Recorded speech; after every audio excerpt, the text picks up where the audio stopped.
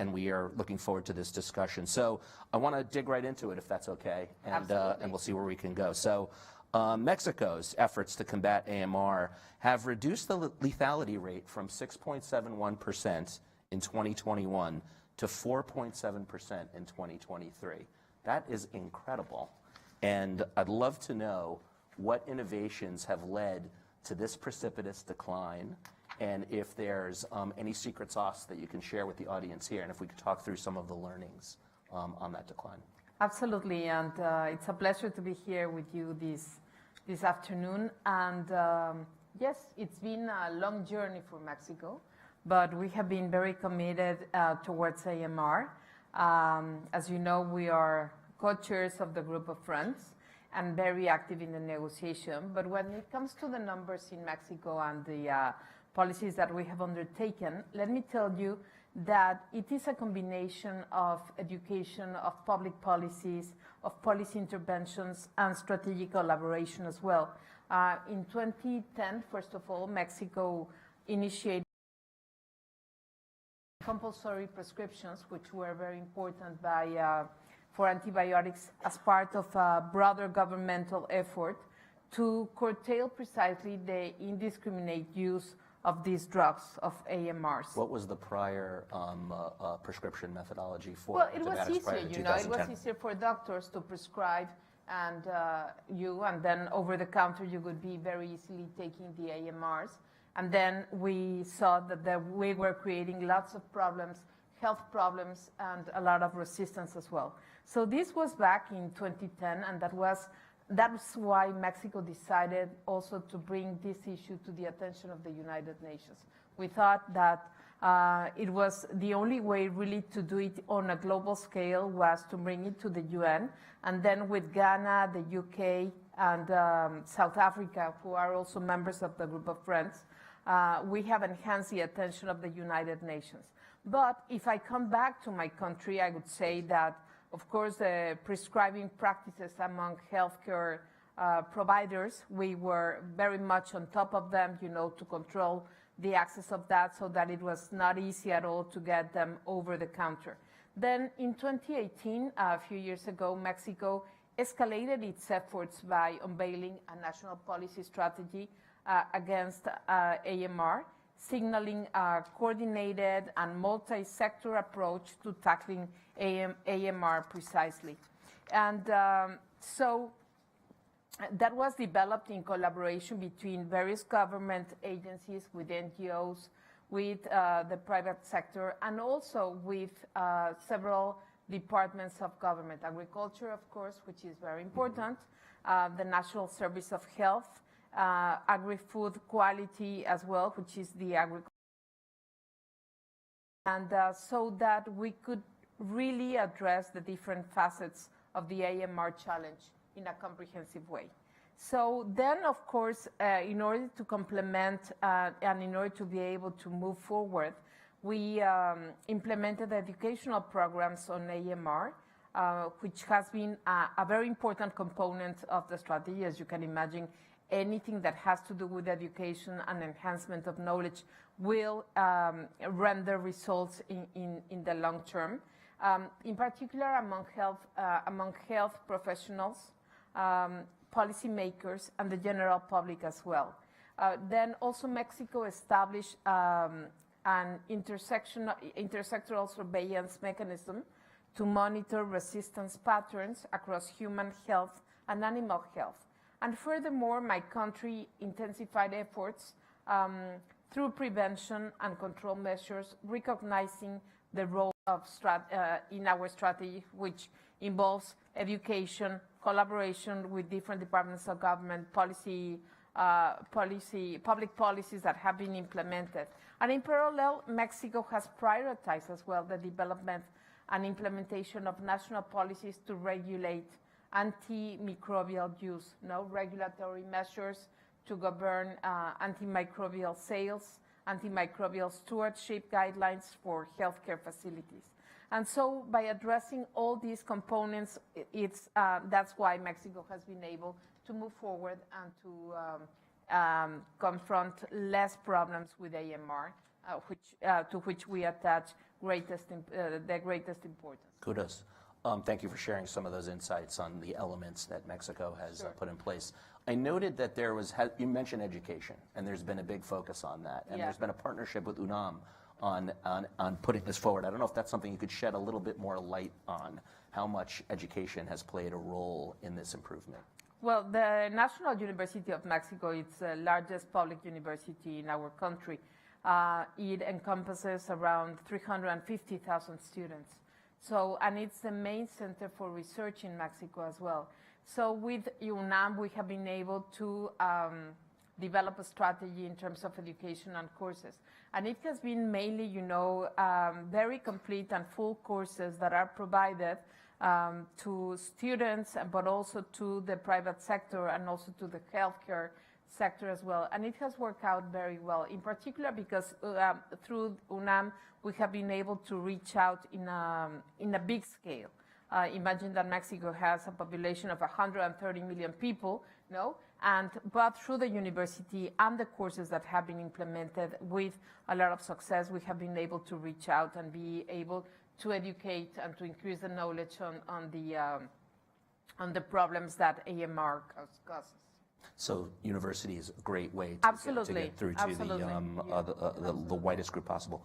You mentioned the group of friends on tackling AMR. Mexico's co-chair of the group. I would love if you could share with us a little bit about the group. It's world leaders working together to accelerate political action. Would love to hear a little bit about how this convening has strengthened global political momentum, if you had any examples. Sure, absolutely. One of the ways in which we work at the United Nations is also, that there are you have the principal bodies of the UN, but you also have the work of that it's done through the first, second, third, fourth, fifth, and sixth committees. But at the same time, there are also some other tools, outside tools, that work within the UN, but that are independent from the internal work of the UN. But however, these are very important, and these are the group of friends. And as we said, the same way in which Mexico brought for the first time to the United Nations 4 or 5 years ago the issue of innovation and digital technologies to the attention of the United Nations at the time when we were seeing that there was a lot of development in this area, we also decided that for AMR it was important. So we launched this group of friends, and the group of friends enable really you to get in touch with other stakeholders of a particular file or a particular issue like AMR. And this enables you to organize different meetings and different kind of layers of reaching out and establishing relationships with between the NGOs and the private sector and health providers and so on. And in this regard, you are able really to realize the importance of the problem and what lies underneath and what are the challenges that we face and how we can really improve. So with Ghana, with the United Kingdom, in particular with the UK, we have been very active in AMR, but also with Ghana, who is also a member, and China and South Africa, we have been able to work closely together, but at the same time with other stakeholders that are knowledgeable on this, and then we are able really to get to know each other, listen from the private sector, the problems, for example, at the facilities, the fact that there are many developers of antibiotics that are leaving after dedicating their lives for 60 years or 50 years, in research and so on, and how it has been also very difficult, for example, to get some other professionals, young professionals, to come to the industry and to develop new antibiotics. So one of the beauties as well of working with the group of friends is that you can elevate the attention of a particular file like this one, or as it has been the case of artificial intelligence more recently as well.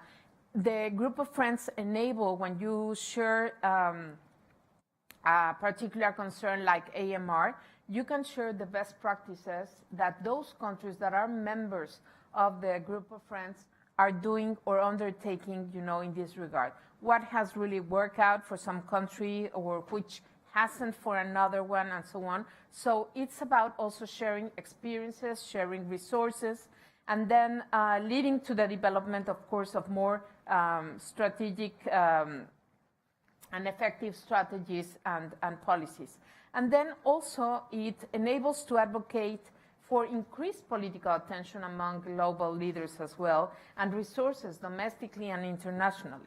We know how expensive is the production of new antibiotics as well. So in this regard, the group of friends can really target, can really identify, can really be able to move in different ways and try to strategize an issue that represents a big challenge in terms of health for the whole population of the world. And then, of course, the sense of responsibility, something that we are sharing together, that this is an issue that concerns all the human beings, and solidarity as well. So those could be like the main elements that I would mention when you have a group of friends. Great, thank you. We only have a minute and a half left, and I promise I'm not getting political on you, but there's an election in Mexico in a couple of weeks. You know about that. Yeah. And we did a story at FP that is actually top of our site today. You could look at it right now on Claudia Sheinbaum. Yeah. And we're not, again, there's no politics in here because she's the presumptive. But I would be interested to know, from your understanding, your position, how big a priority this is within the government. You just talked about working with other governments, with the group of friends. There's many priorities, obviously, to tackle, but understanding her, and this profile that we wrote, and I'll send it to you if you forget, so you can check it out, talks about her focus much more so than AMLO on the environment, on women's issues, things around this kind of health space. And so, yes, I'm asking a little bit about your opinion on whether this will be carried forward in the new administration. Okay, very good. Let me respond you in a minute and a half that we have. First of all, this will be the general election that will take place on the 2nd of June. We will have a woman in Mexico as president. Whoever wins. That's correct. Whoever wins. Will be the first time in history. I was telling this morning to an audience that in 1953 was the first time that women in Mexico were able to elect somebody and vote for somebody. So in this case, we have the leader of the opposition, the candidate from the opposition, and the candidate who is an engineer, and the candidate from the official political party that is in power is also a biologist. So both of them are very much committed towards this. I would say Mexico is one of the countries that has undertaken a feminist foreign policy. The elections that will take place on the 2nd of June will be supervised by the Instituto Nacional Electoral, which is an autonomous body, an independent body, who is presided over by a woman. The president of the Supreme Court of Justice is a woman. The president of the Chamber of Deputies and Senate are women. Our foreign minister is a woman, and she might also be a candidate to become the next Secretary General of the United Nations, and we need a woman there, and we have a very well-prepared one. So when it comes to women issues, when it comes to environmental issues, and when it comes to AMR, it would be an absolute priority, and I will tell you why. Because women, we are on top of these issues, and we care about them. So I'm pretty sure that all the public policies that would be implemented by the government of Mexico, whomever wins, we will continue with these policies. But of course, we need, the international community, and what we do at work at the United Nations helps a lot, because the way in which you do foreign policy internationally, it's also a way of pushing internal changes in your country. So you use also international policy that is being created at the United Nations level to also exactly foster public policies in Mexico. Wonderful. National. Appreciate that. Thank you so much, Ambassador. Andrew, thank you. Thank you. Please now welcome to the stage Infectious Diseases Society of America's Senior Vice President, Amanda Jezik, for a conversation with FP's Executive Vice President, Allison Carlson, to hear the frontline workers' perspective on AMR.